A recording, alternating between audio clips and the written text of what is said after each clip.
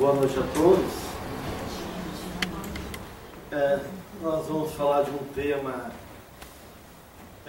bem interessante do ponto de vista prático, já que a sombra é um dos conceitos que o Jung traz e a Joana Dias vai ocupar desse conceito como um processo importante de reconhecer certas partes da nossa personalidade e trabalhar elas.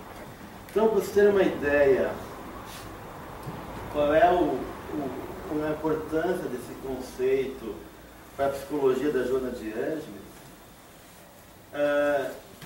eu dei uma olhada no Triunfo Pessoal, que é o volume 12, o termo sombra foi empregado por 18 vezes em 192 páginas. Já no volume Em Busca da Verdade, que é um dos últimos da técnica psicológica, que é o volume 15, a palavra sombra foi usada 107 vezes, em 272 páginas. Então a gente vê o quanto a Joana vai se ocupando com esse termo, né? E ela coloca dois sentidos para o termo sombra, né? Porque apesar dela se ocupar de um conceito do Jung, ela vai dar o próprio entendimento dela, porque o Jung vai entender a sombra como sendo aquele aspecto inconsciente que se opõe à imagem, à estruturação do ego da persona. Então, quando a gente vai construindo a nossa personalidade, a gente vai formando um eu, uma imagem de nós mesmos, né, que tem a consciência do ego. E junto com esse eu, a gente tem uma persona, ou seja, uma adaptação ao coletivo, uma extensão do ego que envolve a nossa capacidade de se adaptar às realidades do mundo, que envolve as nossas atitudes profissionais, nossas relações sociais e assim por diante. Então, na medida que esse ego e essa persona vão se constituindo, vão se organizando, desde a infância até a idade adulta, formando a personalidade, os elementos que nos constituem, aqueles conteúdos que fazem parte da nossa natureza, mas que são incompatíveis com essa imagem egóica, com a nossa imagem interna e a imagem que o mundo tem de nós, vão sendo ou reprimidos, ou esquecidos, ou desconsiderados. Então esse material que não é reconhecido pelo ego, vai formando uma outra personalidade da gente, que é a sombra. Então a sombra seria esse aspecto, então, incompatível, que muitas vezes se opõe à nossa consciência. E a Joana, ela coloca que a sombra é um arquétipo ligado à formação do ego e se constitui como uma segunda personalidade inconsciente, com todos os aspectos rejeitados durante o seu desenvolvimento. Aí, o conceito dela é muito parecido, né, igual ao do Jung, né? Então, ela também está entendendo como um arquétipo. Quando eu falo em arquétipo, a gente está falando de um padrão universal, ou seja, é uma estrutura que todos nós carregamos, porque os arquétipos são formas de organização da nossa psique, assim como os instintos no campo biológico, né? Assim como a gente organizam, estruturam nossa forma de reagir, de assimilar a realidade, também os arquétipos também têm essa mesma condição. Então, como um arquétipo é um padrão universal. Então, todos nós temos essa sombra dentro de nós, é algo que constitui a natureza do ser humano. Tá? E ela concorda com Jung, então, que esse arquétipo também é ligado à formação do ego, constituído então essa segunda personalidade. Então, na verdade, a nossa natureza humana, ela é formada de vários eus. Vários eus. O ego é um deles. A persona é um deles. Mas, além do ego, da persona, existem subpersonalidades, outros eus dentro da gente, que também sente, que também tem autonomia, que tem vontade própria, que tem, então, estratégias e movimentos que movimentam energia emocional na vida da gente e reagem a nível de comportamento independente da vontade do ego. E entre esses eus, um deles é a sombra. Então, muitas vezes, aqui um aspecto nosso que ficou lá, não desenvolvido ou reprimido, numa situação emocional da qual alguma coisa mobiliza a minha natureza a ponto de eu perder o controle, essa sombra então pode aparecer de alguma maneira. Ou nos estados onde a minha consciência vai diminuindo a sua capacidade de controle, como por exemplo no sono, ou quando eu bebo, eu vou perdendo a minha capacidade de lucidez. Então, esses conteúdos inconscientes que estão dentro de mim, no meu mundo interior, começam a emergir e pode também agir, ou seja, direcionar meu comportamento. Então, isso seria a sombra dentro de cada um de nós. Mas ela também diz que a sombra, ela é o resultado de uma série de experiências, resultado de uma série de movimentos e condicionamentos de outras vidas, né? Então, a doutrina espírita, ela é uma doutrina reencarnacionista, a gente não viveu uma vez só, então nós trazemos uma bagagem espiritual, com visões de mundo, com uma cultura espiritual, com dramas que a gente viveu no passado, com traumas psicológicos, com padrões de comportamento, muitas vezes ainda muito primitivos, emoções não trabalhadas, e tudo isso fazem parte de predisposições. Então, quando o espírito reencarna, ele reencarna com uma série de tendências, né, que ele traz no inconsciente. Então, essa herança do passado, que não vai ser reconhecida pelo ego nessa vida, vai fazer parte da sombra. Então, pode ser que eu tenha uma tendência, por exemplo, a uma tendência suicida dentro de mim, ou homicida, mas nessa encarnação está meio apagada. Mas não quer dizer que isso não existe lá. Ela pode, por uma série de circunstâncias, estar ou negada por mim, ou estar escondida, mas ela então está lá viva, como um núcleo da minha personalidade, e em algum momento ela pode emergir. Porque a gente vê assim, que em tempos, esses conteúdos do inconsciente que a gente traz de outras vidas, eles são ativados por uma necessidade de drenar essa realidade, ela tem que vir para fora, como forma de expurgar e de resolver. Então, tudo aquilo que nos pertence e não foi elaborado ainda por nós, em algum momento eles vão ter que serem trabalhados. Então, a gente vê no sonho das pessoas, em determinada fase da vida, que conteúdos naturalmente emergem com uma necessidade da psique, do espírito, poder trabalhar e poder superar esses aspectos sombrios que estão dentro da personalidade. Só que quando a gente fala de sombra, a gente não está só falando dos aspectos negativos nossos, né? Então, muito da sombra pode ser aqueles elementos insuportáveis, difíceis, intoleráveis, que a gente tem dificuldade de resolver. Eu tenho um orgulho dentro de mim, eu tenho um lado egoísta, eu tenho um lado raivoso, eu tenho um lado de querer controlar as pessoas, eu tenho um lado inseguro que acaba gerando ciúme e manipulação. Quer dizer, todas as questões que são difíceis de lidar, que fazem parte de aspectos que a gente não gosta em nós, não necessariamente sejam só a parte sombria da nossa personalidade.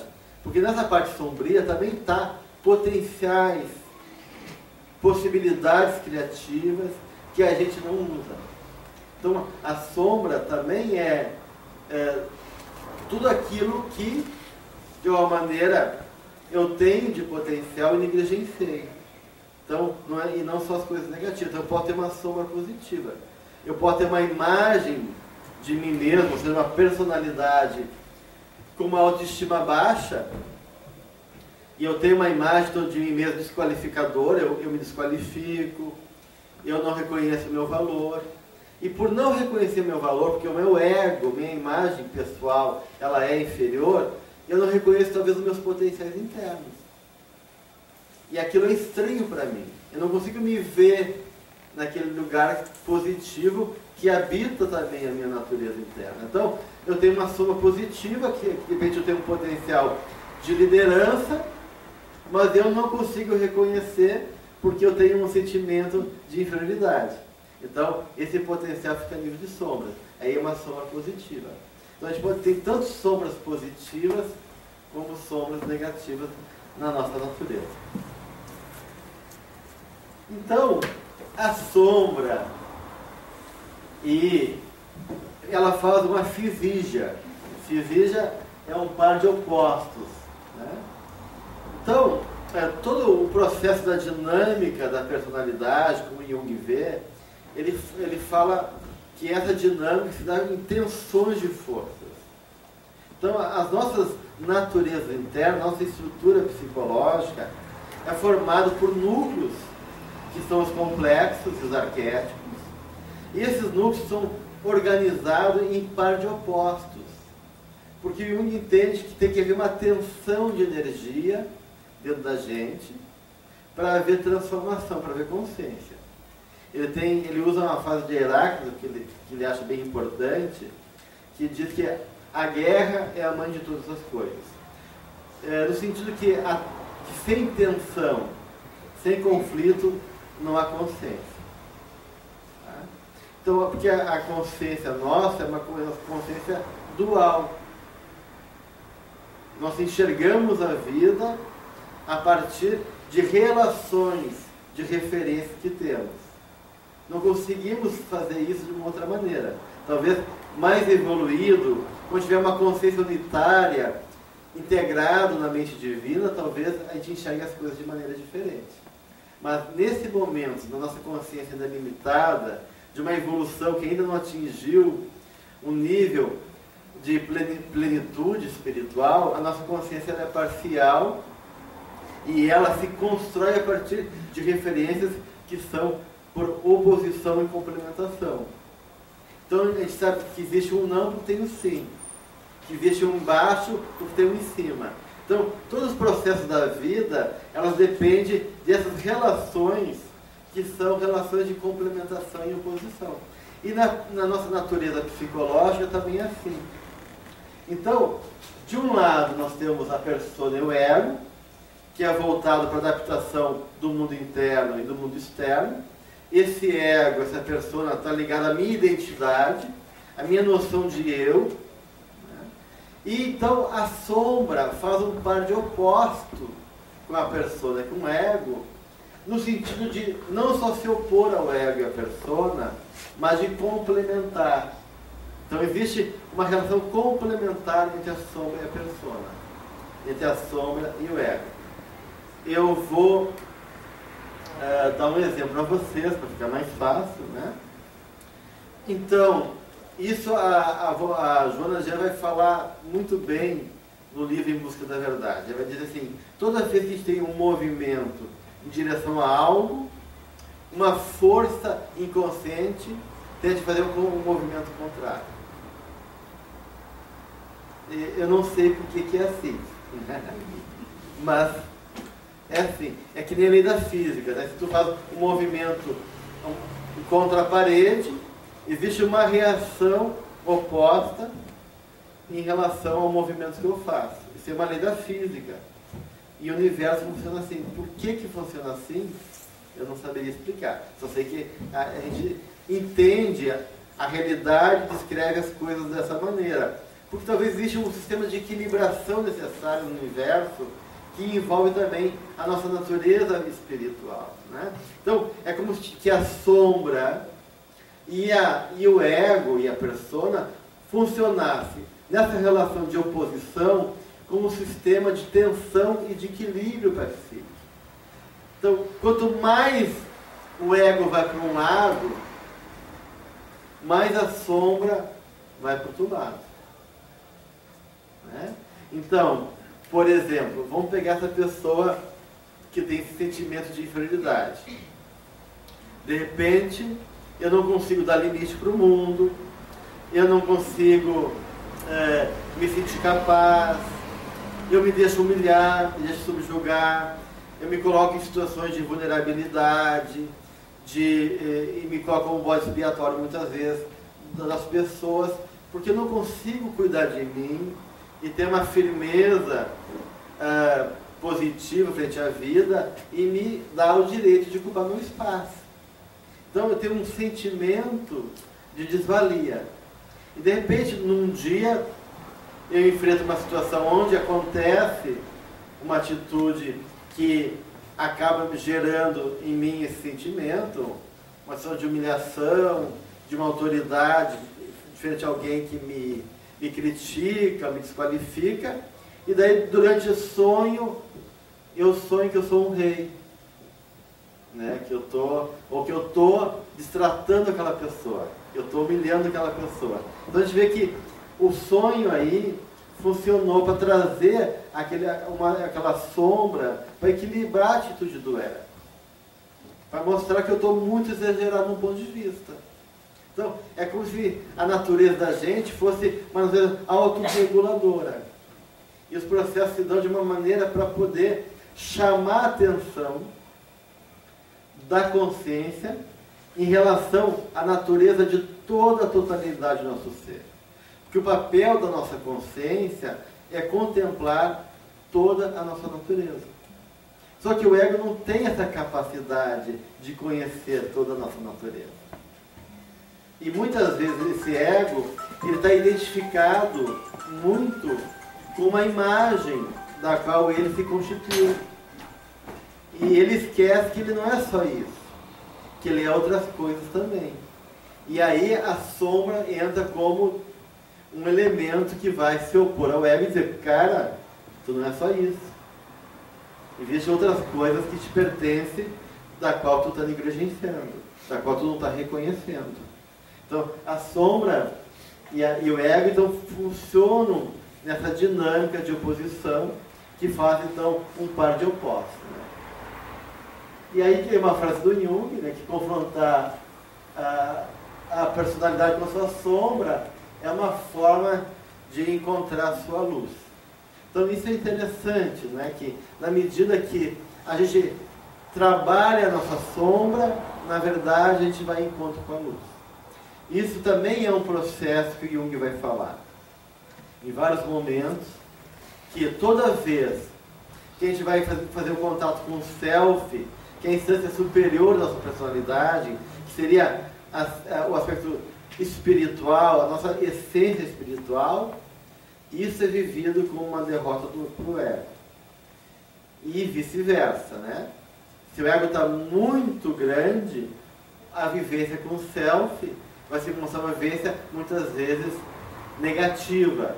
Isso também se dá com a sombra. Então a gente vai ver assim que, na medida que a gente entra em contato com a sombra, na verdade, a gente vai encontrar a nossa luz. E por isso que o Jung vai dizer que todo encontro com o nosso self passa pelo encontro com a nossa sombra. Então, em tese, isso quer dizer o seguinte: a gente não vai conquistar nossa luz se não olhar para a nossa sombra. E essa ideia também é uma outra frase do Jung que diz que a gente não pode fugir de nós mesmos. Então, em algum momento, aquilo que nos pertence, que a gente vai carregar na nossa vida, vai se apresentar para nós para ser reconhecido e ser trabalhado. Não tem como ser diferente também. Então, a gente está vendo já alguns papéis da sombra na dinâmica psíquica. Então, ela é a sombra como uma forma de equilibração, que contempla a totalidade do nosso ser. Se eu estou indo muito para um lado, a sombra tenta me puxar para o outro lado. Se eu estou indo muito para cima, ela vai tentar puxar para baixo. Se eu estou indo muito para baixo, ela vai apontar para cima. Então, ela vai funcionar como um sistema de equilíbrio da minha psique. Ela também é um fator de conflito. Então, a sombra também traz questões éticas, morais e questões de valor de alma, que nem sempre está ligado ao conteúdo da sombra, gente.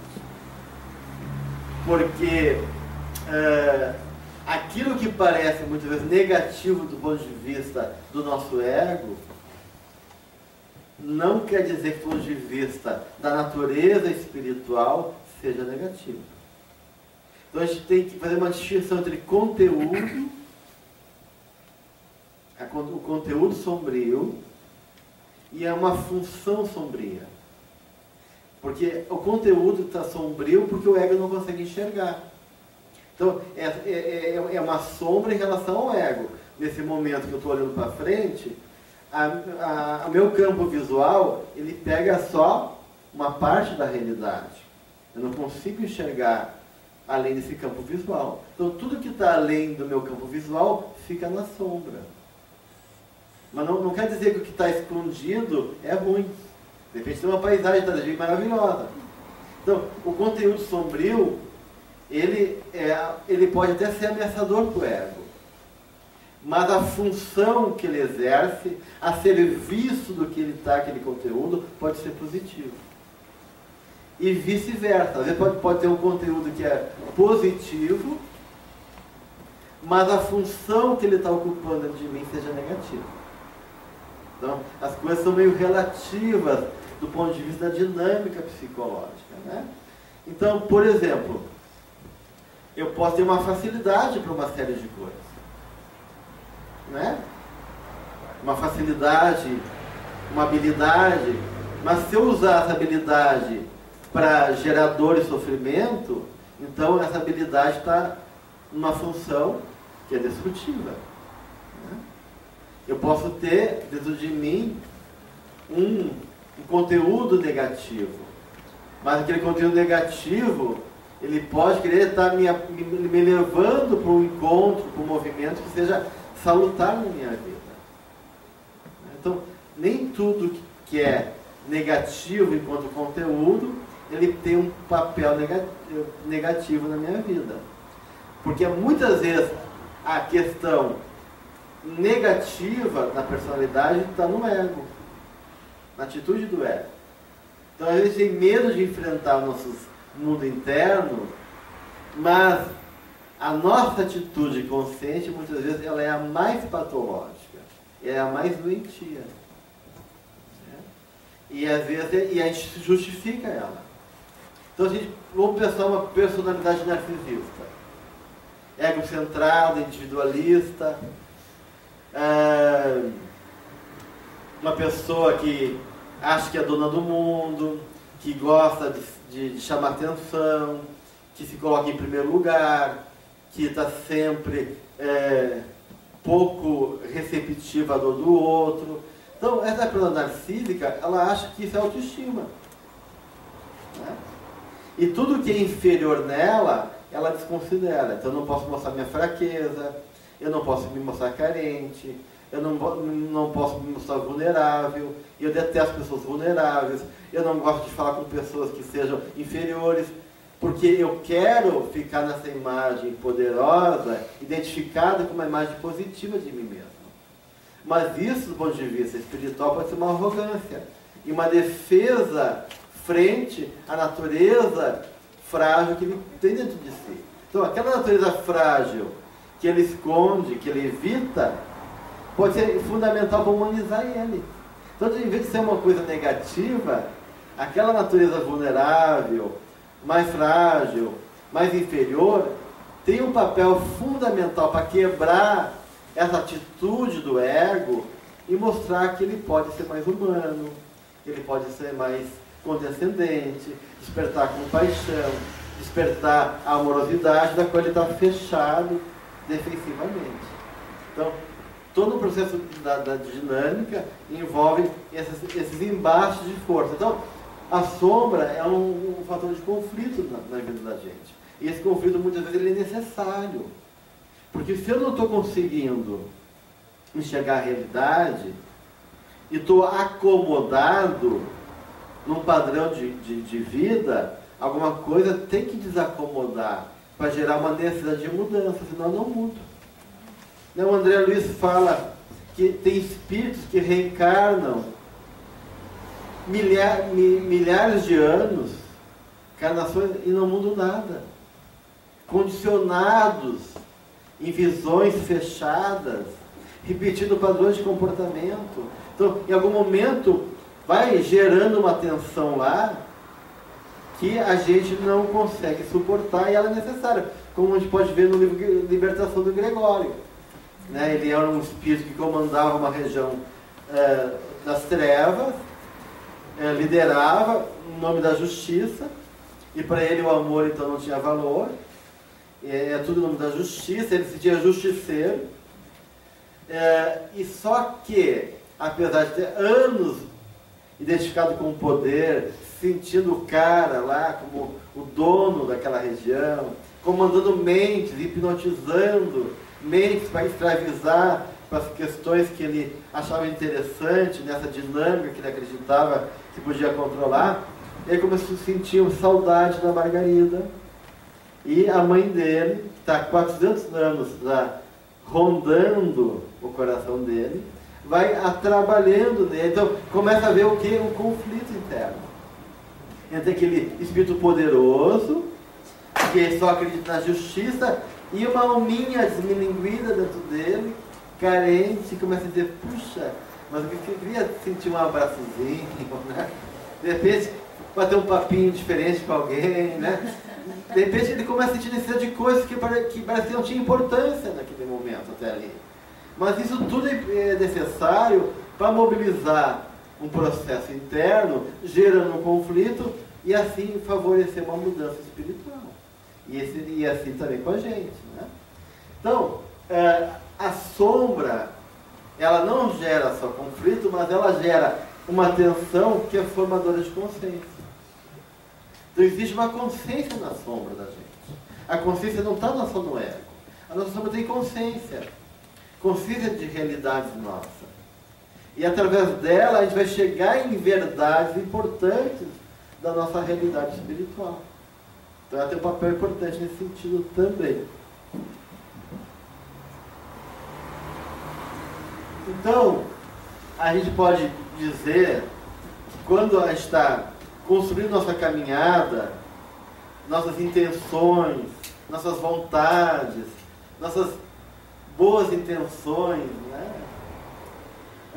A gente tem toda essa noção de valores, de ideais, de coisas que buscamos em nosso favor, que estudamos, cogitamos e que tentamos praticar. Mas existe uma discrepância entre esse anseio do eu e aquilo que habita em mim.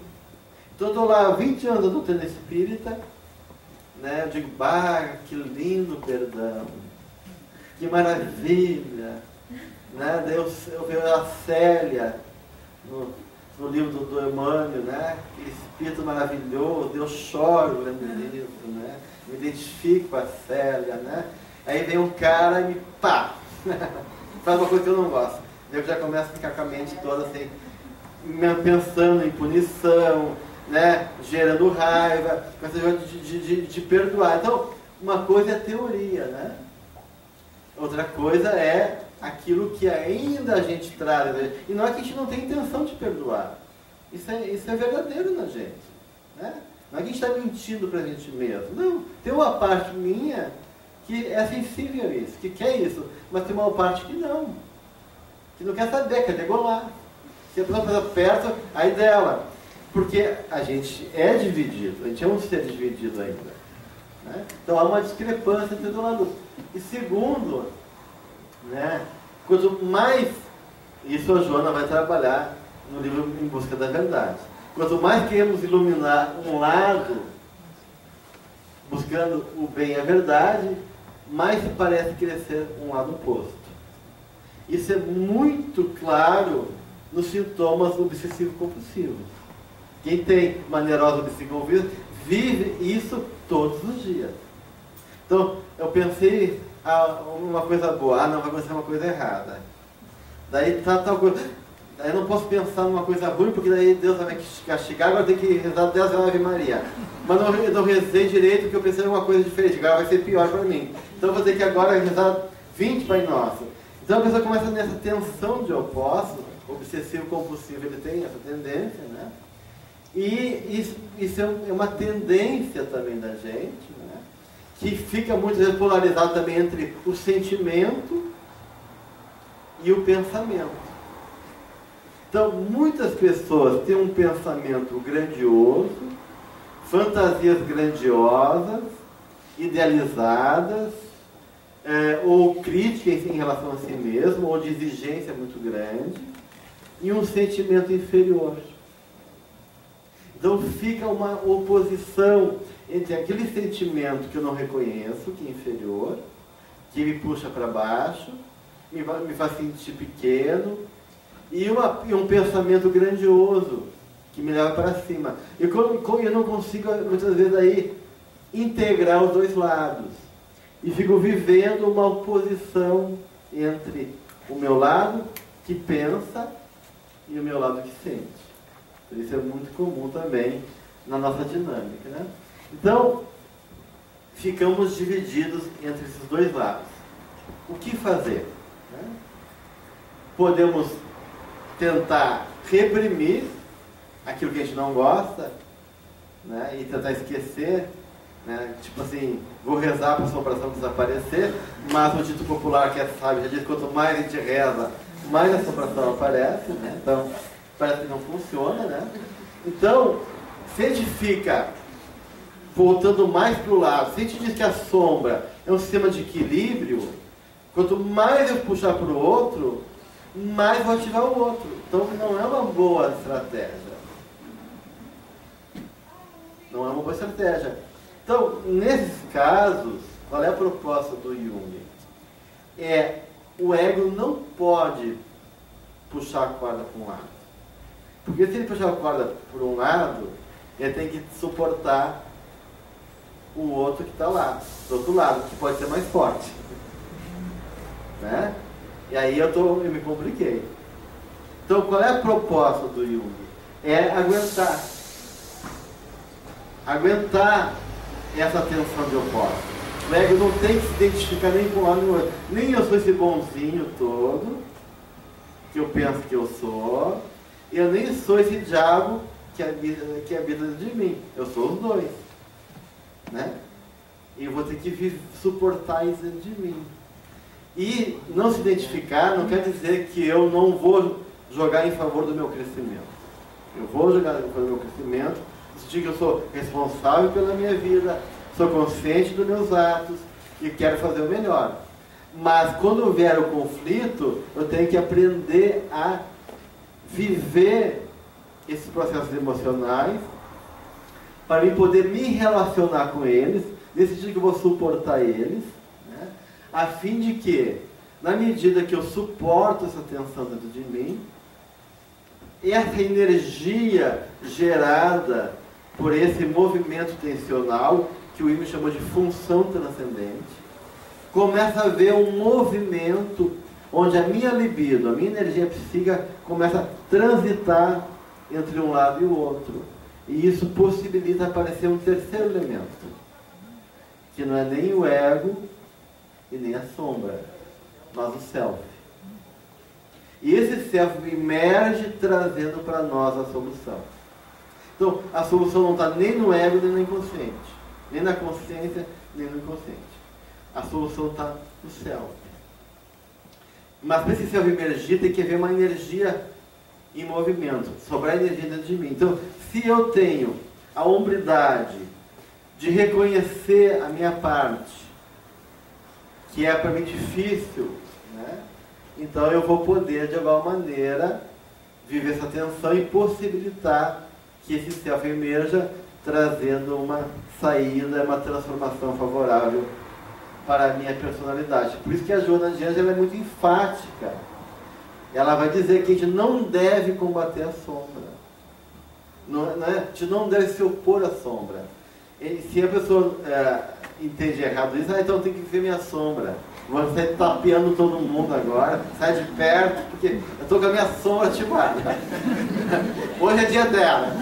Sábado à noite, Cidade Baixa, é bem propício, e sai de perto. Não.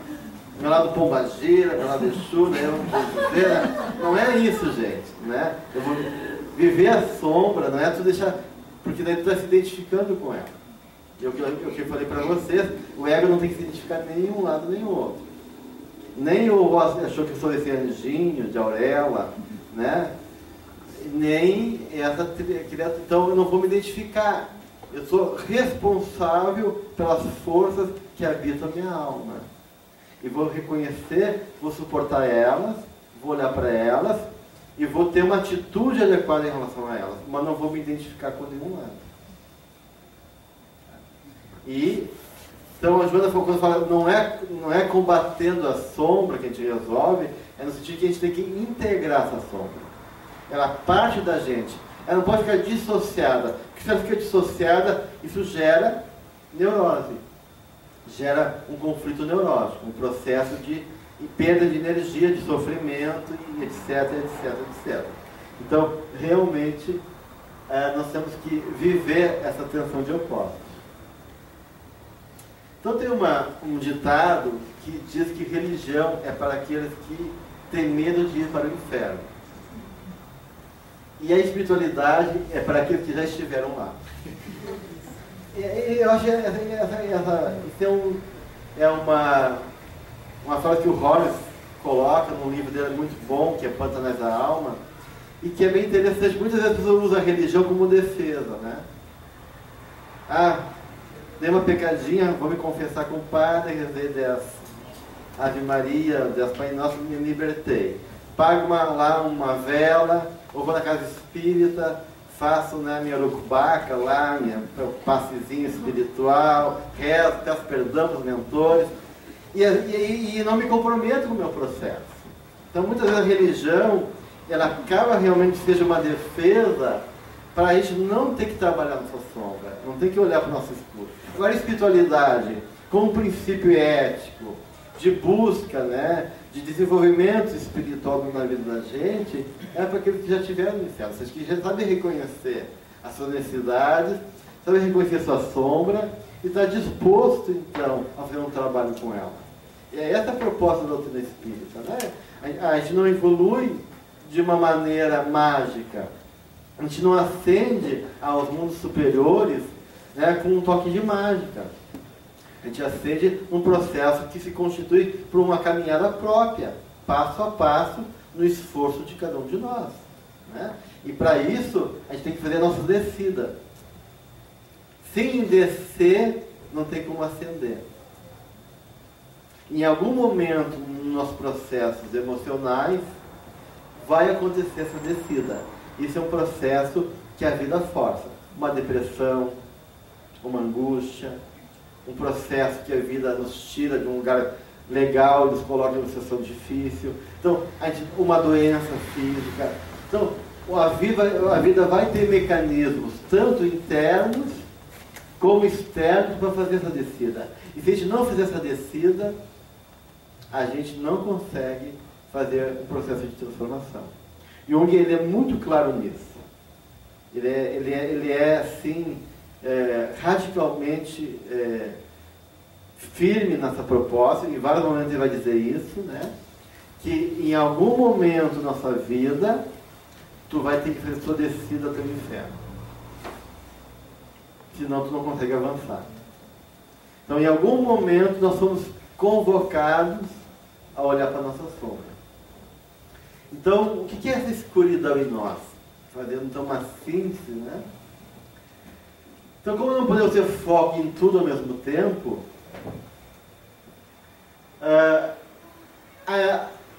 a sombra, a nossa consciência, ela é focal, é parcial. Né? Eu foco num ponto, esqueço do outro ponto. Eu foco para cima, eu não consigo enxergar embaixo. Então, a sombra é toda a nossa natureza. O que vai dizer no primeiro momento que a sombra é todo o nosso inconsciente. Tanto aquilo que a gente tem ainda de mais primitivo, de mais primário, de mais ainda instintivo, enquanto todo o nosso potencial, então a nossa angelitude, nosso potencial divino também está na sombra. Sombra é tudo isso. É toda a natureza que está além e aquém do ego.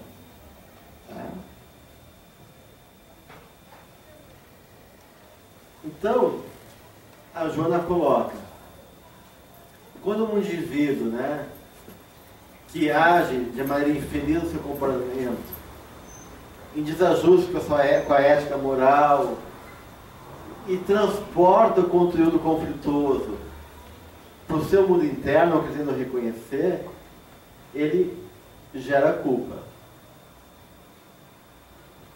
Então, toda vez que a gente evita olhar para a gente vai gerar esse conflito, que está chamando de culpa. Ou seja, a autora faz uma análise pela perspectiva espírita da natureza obscura da personalidade. Mas também ela fala das imagens primordiais do inconsciente coletivo, que está ligado às inúmeras encarnações nossas, como eu falava antigamente, e que ficam no nosso inconsciente, e que a gente às vezes já está então uma culpa embutida na gente. Mas a gente já nasce com uma tendência de culpa. A gente já nasce sentindo já culpado. Culpado porque eu nasci, culpado porque eu existo, culpado porque a vida me olha. Então parece que a gente não é merecedor da vida. Por quê? Porque a gente está em desarmonia conosco mesmo. Então, o processo de reconhecer nossa sombra é um processo também de auto-perdão. Auto-perdão. É um processo de auto-amor. Porque, do ponto de vista psicológico, a pessoa que não se perdoa é uma pessoa que não quer crescer. Porque quando tu se perdoa, tu é livre para fazer o teu movimento na vida. Porque quando tu está culpado, tu está aprisionado. Ele tem a desculpa de dizer, eu não posso, eu não consigo. Eu estou preso naquela dor, naquele passado, naquela questão mal resolvida. Mas quando a gente se perdoa, a gente diz, puxa, agora eu sou pleno e responsável e eu posso fazer minha caminhada por mim mesmo.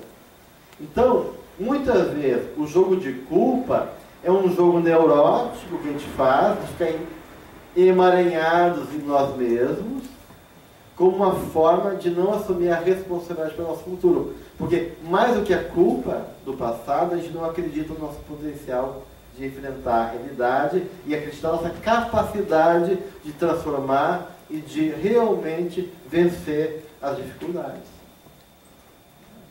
Então, a sombra é também um apelo de amor, também um apelo de perdão.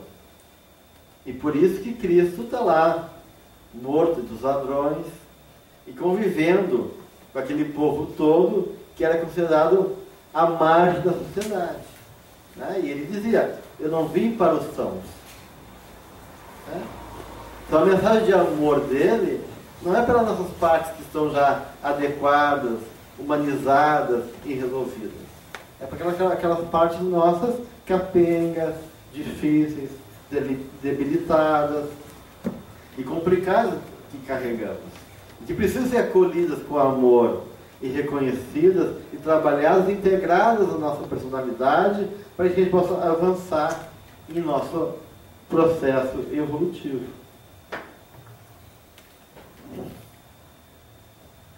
Então, ela fala que esse processo todo da sombra são um processo que envolve todo o estágio evolutivo do espírito. Então, a gente está lá, a recém adquirindo consciência.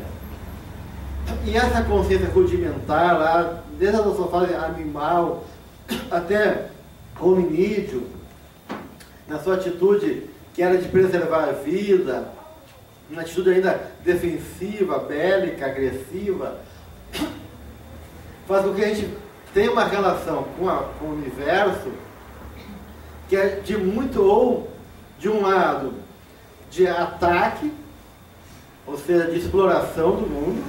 Então a gente vai ter aqueles animais que vão ser o topo da cadeia, que são exploradores, e tem aqueles animais que ficam protegidos, né?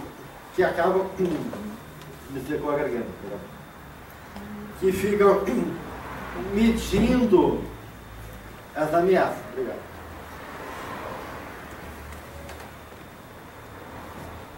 Então, isso são comportamentos animais básicos nossos que formam o nosso temperamento, gente. Então, essa memória ancestral, das experiências arcaicas mais primordiais da nossa natureza animal, vai sendo assimilado como temperamento. Pode ser um temperamento mais impulsivo. Então, eu sou um cara que não tem medo da vida, que eu não discrimino as dificuldades, eu não avalio os perigos. Então, eu pego uma mochilinha sem dinheiro e vou para a Europa. Não sei se vou passar fome, não sei se vou ser preso, eu não sei se vou me confundir com alguém e achar que sou um terrorista. Ou seja, eu nem penso nisso, eu me lanço. Por quê? Porque meu temperamento é um temperamento mais impulsivo, mais de exploração. E tem aquelas pessoas que elas são pessoas que avaliam riscos. Então, são pessoas que são o contrário a coisa impossível. Então, se tiver um risco, ela não vai. Não. Então, eu vou para a Europa, eu tenho quantos euros? Eu deixei o telefone para quantas pessoas? Eu tenho já o seguro viagem, eu tenho com quem contatar lá quando chegar. É contrário àquela outra pessoa. Então, esses são temperamentos que são processos que a gente vai assimilando de toda essa experiência arcaica de várias encarnações. E que tem a ver também muito, no primeiro momento, com a satisfação e o prazer. Com o tempo, a gente vai adquirindo consciência e vamos construindo esses valores ético-morais que Joana coloca, que nessa fase primordial está ainda rudimentar. Então ela diz que esses elementos do passado, ainda muito antigos, ainda estão vivos dentro da gente, gerando defesas, em forma de revolta, em forma de medo. Então, na verdade, a gente tem que vencer um estágio evolutivo ainda que habita dentro da gente e que vem como reflexo de temperamentos e condicionamentos psicológicos. E esses valores éticos e morais, como ainda não são bem trabalhados, como a gente não discrimina, a gente também entra em conflito com eles. O evangelho diz que tem que dividir meu pão. Mas eu estou com fome. O evangelho diz também que eu tenho que preservar a minha vida. Então o que eu faço? Eu preservo a minha vida e a do outro, que eu tenho que trabalhar depois, no outro dia. Se estiver com fome, eu não vou render. Ou eu divido o meu pão com a pessoa que está morrendo de fome, mas vou trabalhar esfomeado. Então a gente começa a ver conflitos éticos, porque essas coisas ainda são difíceis de a gente valorar. Porque quando a gente fala em questões éticas e morais, a gente está falando em valores de alma. Né? E qual é o valor de alma? O que vale mais? O que é naquele momento mais importante? O que diz respeito realmente a uma questão que seja mais adequada? É difícil, é bem difícil. Então, como esses processos são ainda muito recentes, a consciência é um processo recente da nossa evolução, e a gente tem ainda toda essa nata, essa gordura lá embaixo, né, que ainda habitam e ainda geram comportamentos básicos, é um processo ainda difícil de viver. Por isso que a gente tem que estar tranquilo, né? E a Júlia falou que muito movimento de mudança de comportamento é ensaio e erro. Tentei por aqui, não deu, avalio, vi o que eu fiz, vi o que eu tenho que mudar, tento por outro caminho, e assim por diante. Então, é uma proposta psicológica de encontrar na sombra um trabalho de exploração do meu ser, sem se punir, sem se cobrar, mas sendo responsável. E, como imagem consciente, a sombra pode ser vista de várias maneiras. Então, a gente vai pegar assim, não como conceito, tá? A gente vê a sombra como conceito, nós vamos ver como uma imagem. E não uma imagem estática. É uma imagem que habita dentro de nós. E que ela age. Então, é uma personagem. A sombra como uma personagem do nosso cenário, da nossa paisagem psicológica. Então, como imagem consciente e uma metadação, ela é uma metade de uma ação, porque ela age como uma personagem. Ela também é uma metáfora de uma posição, de um lugar que ela ocupa nessa paisagem, né? Que envolve aonde está a luz. Então, se o sol está aqui, a sombra vai estar desse lado. Se ele mudar de lado, a sombra muda de lado também. Então, a sombra não é só uma ação, não é só um personagem, mas também ela é uma posição dentro de cada um de nós. E como tal, né, ela envolve escolha e valor, como a gente falava já até agora, e gera transformação. Por isso que a gente falava que a sombra ela é geradora de consciência. Então a gente pode ver a sombra como uma imagem escura que contrapõe a luz, né? O lado obscuro e iluminado, sem valor moral, sem valor de peso, sem qualificar isso de bom e ruim. Apenas o contraponto. Porque essa é uma grande questão, né? O que é o mal dentro da gente? Se Deus é bom, se o mal não existe em Deus, como é que o mal existe em nós? Né? Se Ele não criou o mal. E se Ele criou o mal, então o mal está dentro dele também, porque se Ele criou, isso faz parte da essência divina. Então, tem essa questão filosófica, o que é o mal? E se Deus criou o mal, então Deus, né, participa dessa realidade e o mal faz parte dele. Se ele não criou o mal então não existe. Se o mal não existe, então o que é o mal? Né? Então, na verdade, a gente pode ver o mal como esse contraponto da luz. Para ele poder enxergar a luz, como é que eu vou reconhecer a luz se não tiver as trevas? A gente vê que a nossa consciência ela é dual, que a gente fala assim que a consciência ela precisa dessa dualidade. Se eu não tiver a noção de claro e escuro, como é que eu vou entender e discriminar esses elementos? Então, ela é um elemento de contrapor à luz. Ela é também como trevas e zona de obscuridade autônoma e não condicionada pela luz. Ou seja, de reconhecer a imagem da sombra não como contraponto da luz. Daí. Mas a sombra como sendo a senhora desse reino sombrio, ou seja, o mundo das sombras, independente de ter luz ou não. Aí a imagem é vista como trevas, como obscuridade e com autonomia própria, sem ter condicionado pela luz, que é a grande questão também do mal em si, né? Daquele que não, independente da luz existir ou não, eu não estou nem aí, né? Porque o meu mundo é o mundo das trevas, né? Então, a gente pode ter uma acepção negativa, né, da sombra, como uma privação da luz, como uma acepção positiva, como a sombra sendo o aspecto de luz, porque a gente sabe que o preto reflete toda a luz, né, enquanto que o branco assimila toda a luz. Ou o intervalo de luz, a sombra como intervalo de luz, uma passagem entre um estágio de luz e outro, que permite ler a própria luz. Então eu só posso ler a luz na medida que tem esse intervalo. Então a sombra ajuda a minha capacidade de perceber e ler processos e fases de luz. Então vou acender uma outra luz vermelha, apaga aquela para acender aquela outra. Então nesse estágio de um intervalo de luz eu reconheço essa luz, e sem a sombra eu não reconheceria ela.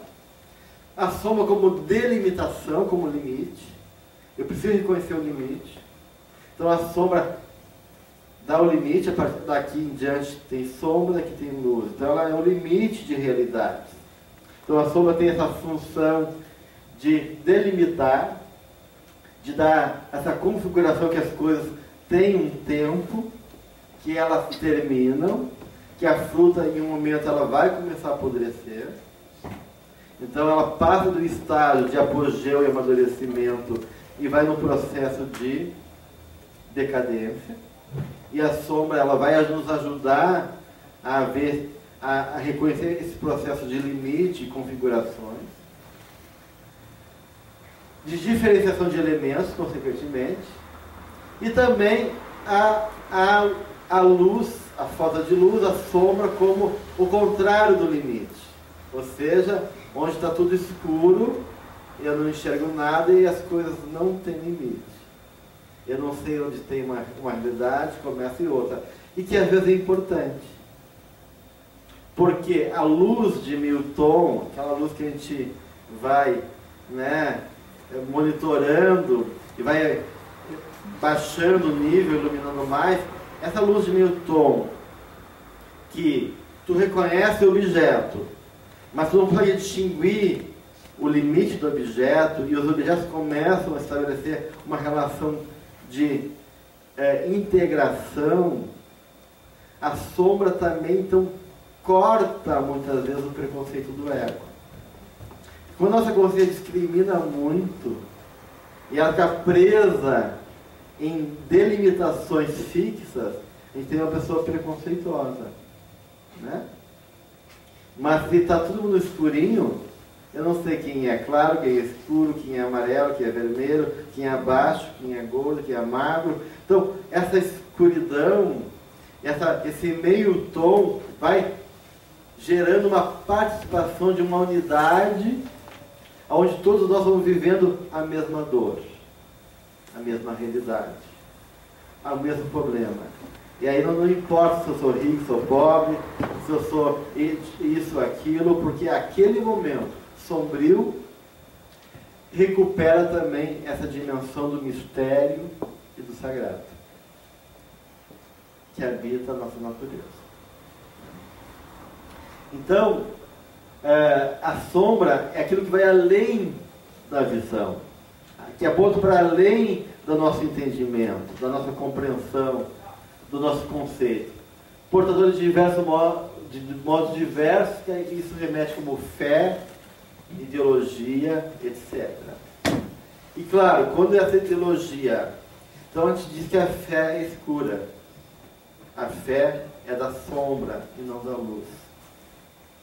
Porque a fé é tu acreditar mesmo não vendo, mesmo não tendo prova. É um se atirar no escuro. Senão não é fé. Senão, a fé é justamente essa experiência da escuridão plena. Eu estou na escuridão, mas estou pleno. E posso confiar, porque existe uma força que me guia, apesar de eu não enxergar isso. E não entender o que se passa. E não reconhecer nenhuma esperança do ponto de vista do que se apresenta. Mas eu tenho fé. Eu confio para além daquilo que eu enxergo, para além daquilo que eu consigo controlar, reconhecer, apalpar e controlar do ponto de vista da minha consciência egóica. Então isso me leva para além daquilo que eu enxergo, mas também, se fico muito preso nessa crença, eu vou poder ficar também um fundamentalista, né? Aí eu estou na escuridão plena, achando que eu estou na luz. Daí é uma fé cega. Aquela pessoa que acredita que, sendo um homem-bomba e matando 200 pessoas, eu vou lá, depois ir para o céu para lá e vou ter 10 mulheres para me abençoar, porque Allah vai me dar, né? Então eu fico numa ideologia fechada, a gente vê isso, esse extremismo na política, nas questões sexuais, nas questões religiosas. Quando as coisas vão por muito um lado, demais por um lado, a gente está muito perto da sombra também. Eu posso pensar que estou muito na luz, mas na verdade estou na escuridão plena. porque a luz também cega. Né? Então, tem todo esse jogo interessante, e por isso que a sombra é tão importante na nossa vida. Até para repousar de vez em quando, frente a um sol escaldante. Quem é que não quer uma sombrinha de vez em quando, né? Para poder parar, deixa respirar, deixa ficar aqui, porque enfrentar essa vida com esse sol terrível não é complicado. Então, muita consciência, muita crítica, muita exigência, esse jogo heróico também desfalece a alma. E a alma tem que ir com um regaço tranquilo, na sombra, num ambiente que ela pode dizer assim, eu posso relaxar, ficar remoendo as minhas questões, tomando um suquinho de maracujá para acalmar também, e poder depois enfrentar a vida novamente. Então, com isso eu quero dizer, né, gente, que sem sombra, sem o trabalho com a sombra, sem o contato com a sombra, não há como a gente fazer um trabalho com a luz. Então a sombra também é nossa amiga. Ela é perigosa às vezes, porque ela tem ardil, ela cria armadilha, ela cria concepções equivocadas, ela gera conluio com a ânima e com ânimos para fazer um processo de enganar e envolver o ego. Então ela tem coisas que ela é perigosa. Mas, ao mesmo tempo, ela é tudo aquilo de potencial, uma riqueza, uma possibilidade. E muitas vezes ela está assim com a gente, brava, incomodada, porque a gente não está escutando ela. Né? E a gente sabe o quanto é mais perigoso a negligência do que o conteúdo que habita a nossa natureza. Então, o erro maior não é pelo que habita dentro de nós. Pode ser a coisa mais terrível que habita dentro de nós. E mesmo assim, isso é produto e possibilidade de crescimento, de realização. Então, o perigoso em nós não é esses lugares, os pantanais, as sombras, os espaços obscuros. O mais perigoso em nós é a negligência. Eu não queria olhar para esse lado, eu não queria reconhecer esse lado. Aí que mora o nosso perigo, e não na sombra. Era isso então que eu queria deixar para vocês hoje. Obrigado.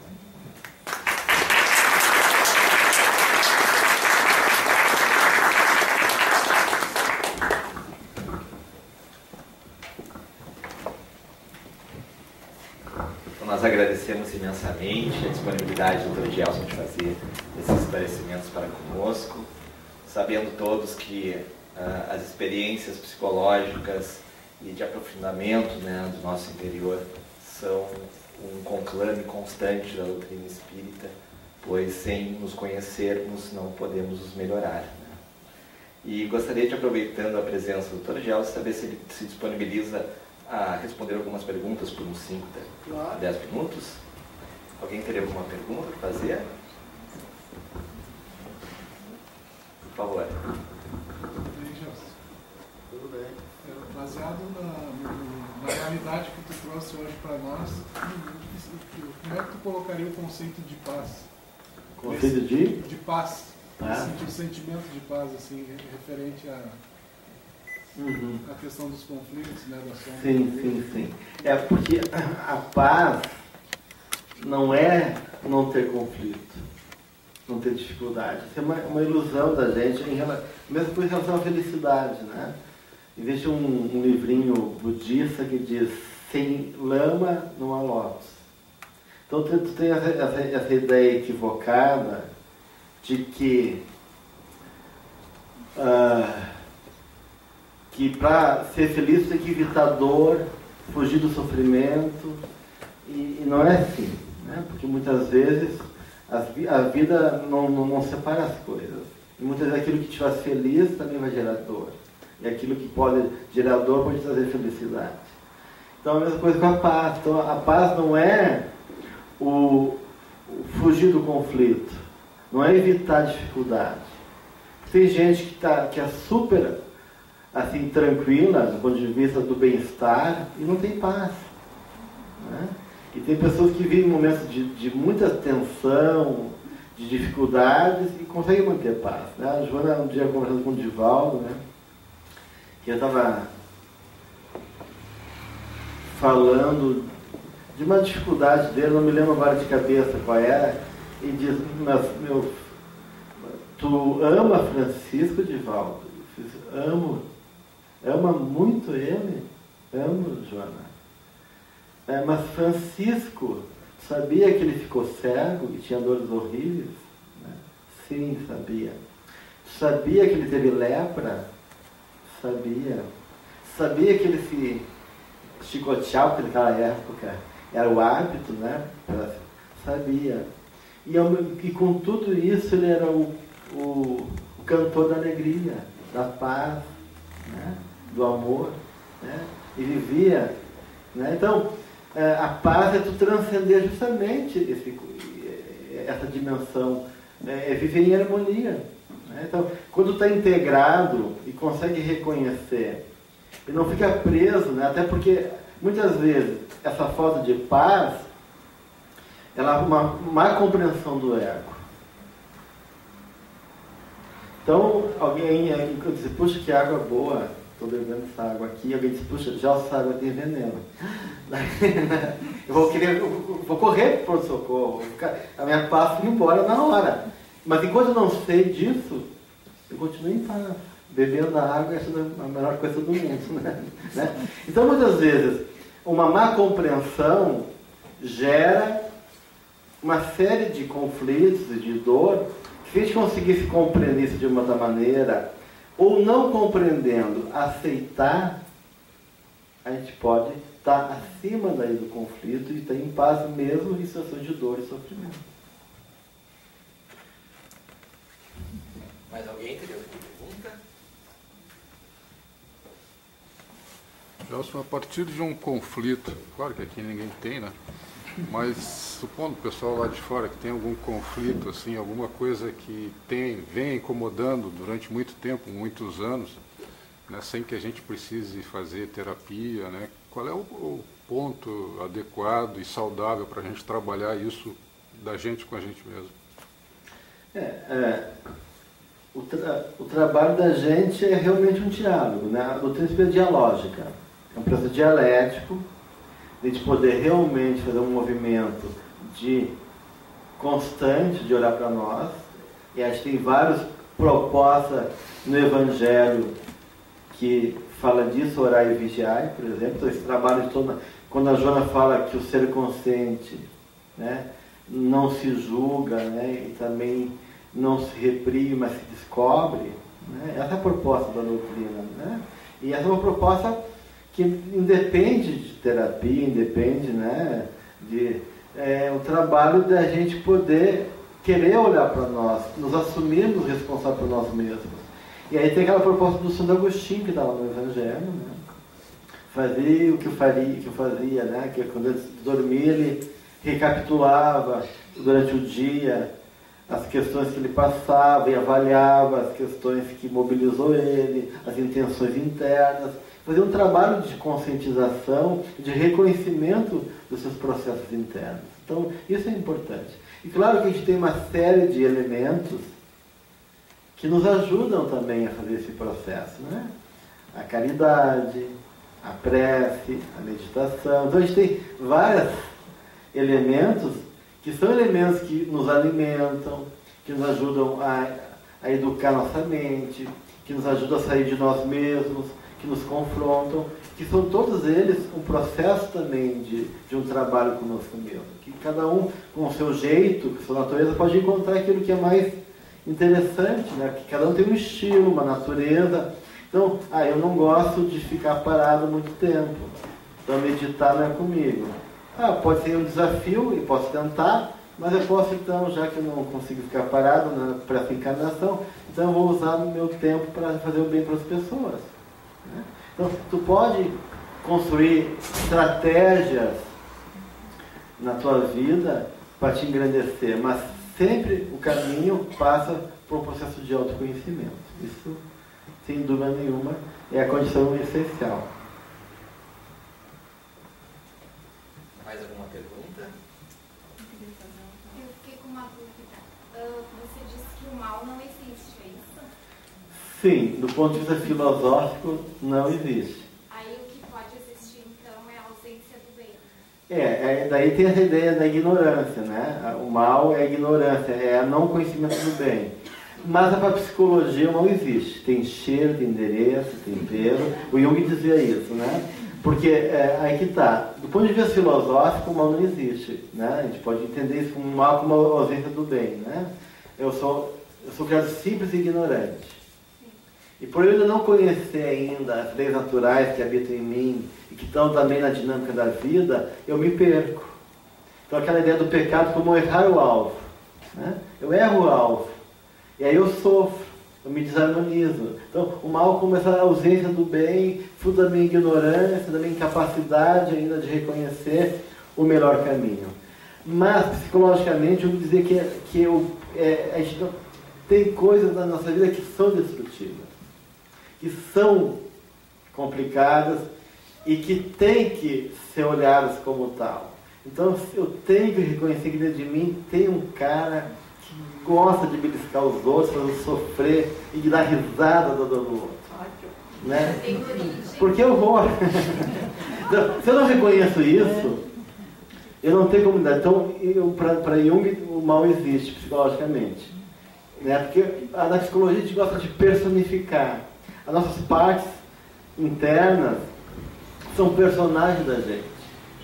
Então, nesse sentido, o mal é um personagem vivo, que respira, que pensa, que tem desejo, que tem intenção. E se tu não reconhecer ele, tu se complica. E que não é a sombra e que também só... Que faz parte da sombra ou que o ego está identificado. Porque isso pode ser uma natureza que eu estou identificado. Eu me comprazo. Eu me reconheço nesse lugar e eu gosto desse lugar. Daí não está na sombra, está no ego. Né? E que já vem desde... Sim. Que já está. Sim, tem gente que gosta de sangue, né? Tem gente que adora, né, um conflitozinho, tem gente que gosta de fazer fofoca, tem gente que gosta de muita coisa, né? Que não faz bem. Né?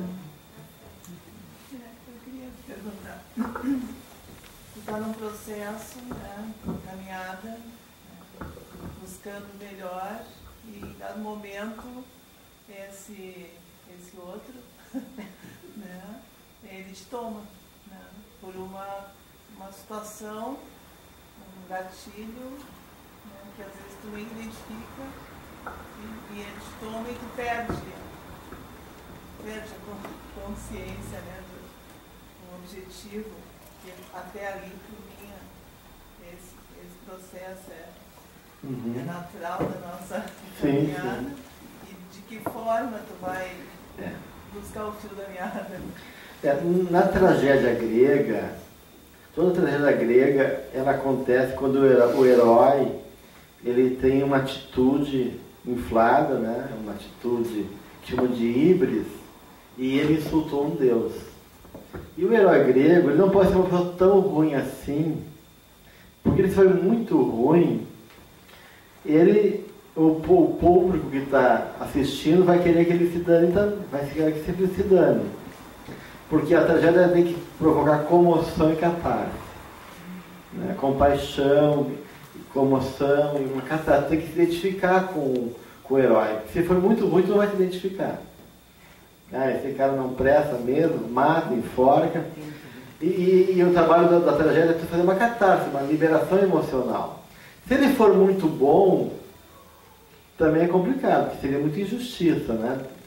E tu também não ia se identificar muito com ele também, né? Então o herói tinha que ser um homem de uma família pobre, decente, não muito ruim, não muito bom, mas que faz um erro que chama um erro heróico, como a hamartia, que é o termo grego que depois vai dar o termo pecado.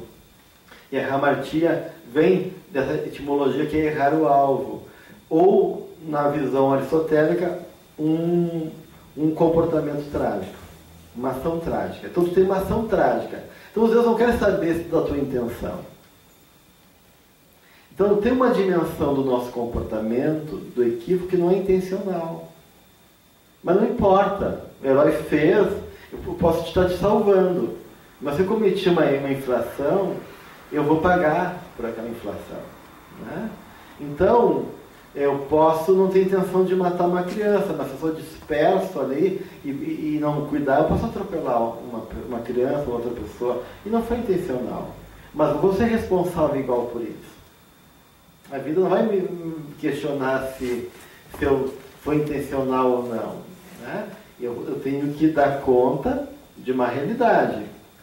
Se eu virar esse vaso e me quebrar, não importa se não tive. Pode ser que estava dando lugar para a pessoa passar e virei o vaso. Se eu tentar ser gentil com uma pessoa e virei o vaso e quebrou. Não importa.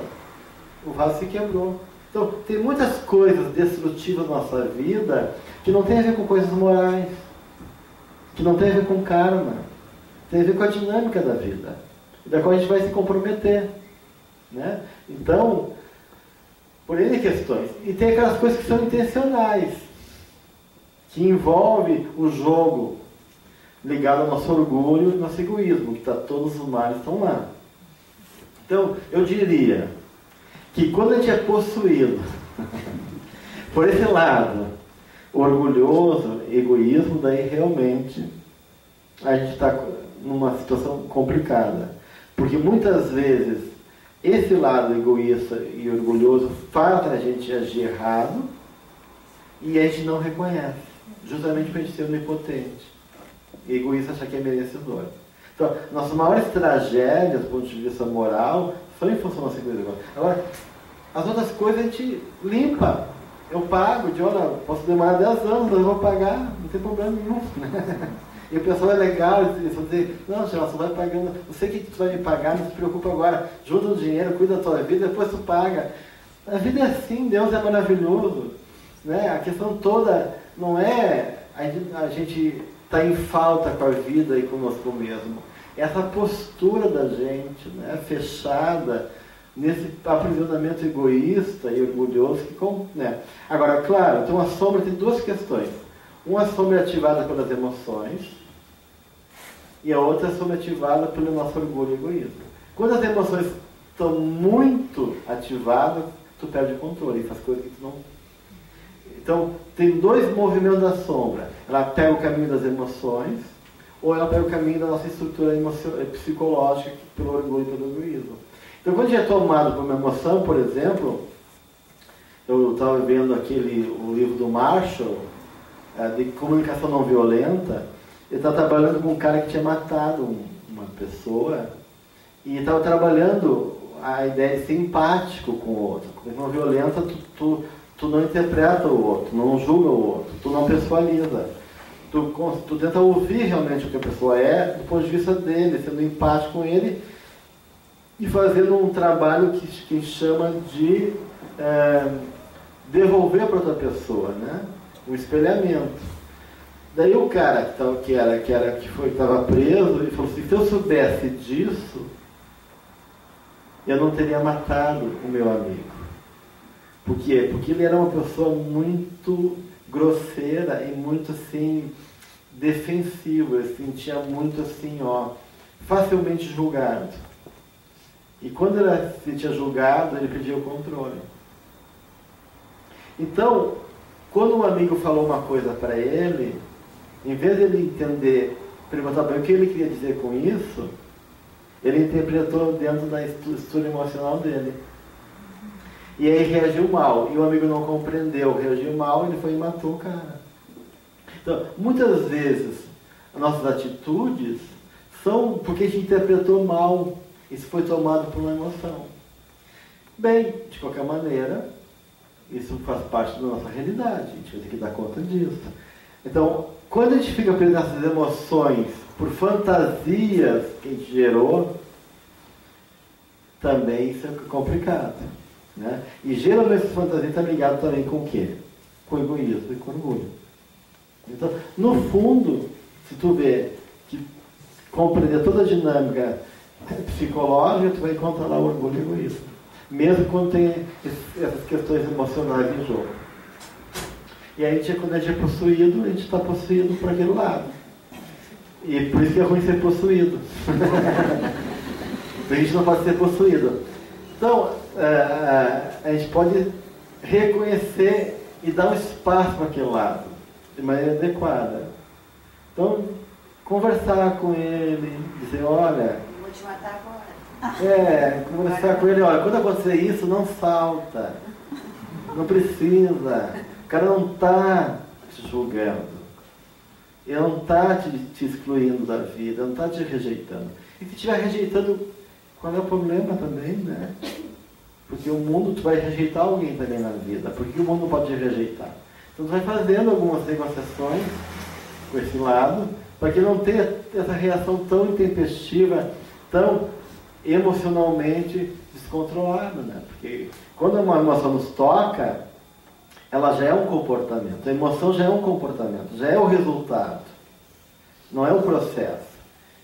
Se então reagir emocionalmente daquela maneira, é porque tem uma fantasia, um sentimento que está por trás daquela reação. A gente tem que entender qual é o sentimento, qual é a fantasia que está lá. Porque é isso que é o núcleo do conflito. Porque a emoção foi exagerada, mas ela é adequada à nossa fantasia.